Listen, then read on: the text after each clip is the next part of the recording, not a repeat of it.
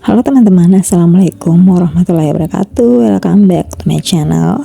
Dan pada video kali ini saya kembali untuk membahas seputar ASN yang sekarang itu ada rancangan ya dari DPR, rancangan undang-undang untuk pembagian adanya P3K. Yang kemarin itu P3K itu hampir sama dengan PNS ya. Nah, sekarang ada wacana baru untuk membagi P3K ini menjadi P3 full time dan P3K yang part time.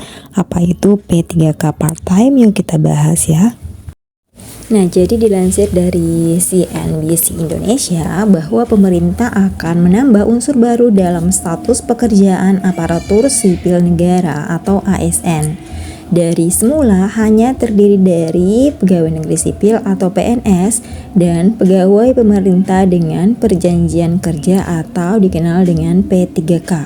Nantinya akan ada tambahan P3K paruh waktu atau part time.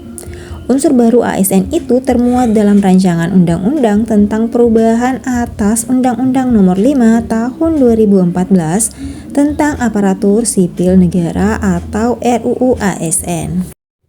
Tujuannya untuk mengakomodir para tenaga honorer di lingkungan pemerintahan yang akan dihapus statusnya pada 28 November 2023 nanti. Jadi ini P3K dulu hanya satu, sekarang ada dua, ada yang full time, ada yang paruh waktu. Kata anggota Komisi DPR Gus Pardi Gaus selaku anggota Panja RUU ASN kepada CNBC Indonesia seperti yang dikutip pada Kamis 6 Juli 2023. Jadi berita ini masih hangat ya teman-teman, sekitar 2 hari yang lalu. Kabar tentang RUU untuk P3K part time ini yang akan segera disahkan oleh DPR. Gus Pardi menjelaskan P3K part time tentu berbeda dengan mekanisme kerja tenaga honorer selama ini, sebab ia hanya bekerja berdasarkan waktu yang disepakati, sehingga tidak harus seharian bekerja di kantor pemerintah, baik di pusat maupun daerah, seperti tenaga honorer selama ini. Karena dari sisi jam kerja lebih fleksibel, maka penggajiannya juga berbeda ya, karena akan disesuaikan dengan jam kerjanya. Dengan begitu, 2,3 juta tenaga honorer yang akan terdampak penghapusan status pada akhir tahun ini tidak akan terkena PHK massal, pengurangan pendapatan, serta menambah beban anggaran karena tidak harus diangkat menjadi PNS. So, gimana menurut kalian teman-teman? Apakah ini adalah solusi terbaik dari para honorer yang nantinya akan dihapus pada November 2023 nanti? Silahkan komen di bawah ya. Ini menurut Gus Pardi juga sudah sesuai dengan keputusan Menteri Pendayagunaan Aparatur Negara dan Reformasi Birokrasi atau PAN-RB, Abdullah Azwar Anas, yang berjanji akan menyelesaikan status honorer tanpa ada pembengkakan anggaran, PHK massal, dan juga penurunan pendapatan. Ini menjadi win-win solution. Kalau paruh waktu tentu anggaran gajinya tidak sama dengan yang full time, jadi meringankan anggaran negara. Di satu sisi, para honorer ada kepastian dia bekerja di pemerintahan. Ini bagian dari perubahan yang akan dilakukan di revisi Undang-Undang ASN. Tegas Gus Pardi. Gus Pardi mengungkapkan, rancangan Undang-Undang ASN ini akan bisa dirampungkan sebelum masuknya masa reses pada 14 Juli 2023. Dengan demikian, ia berharap RUU ini bisa segera disahkan dalam rapat paripurna terdekat, sehingga tidak lagi harus tertunda-tunda seperti sebelumnya.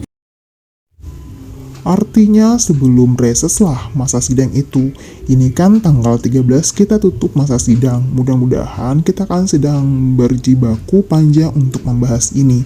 Mudah-mudahan bisa selesai dalam waktu tidak terlalu lama, ucap Gus Pardi. Nah, sebelum kalian mendaftar P3K part-time ini, yuk kita bahas apa sih yang dimaksud dengan ASN part-time ini.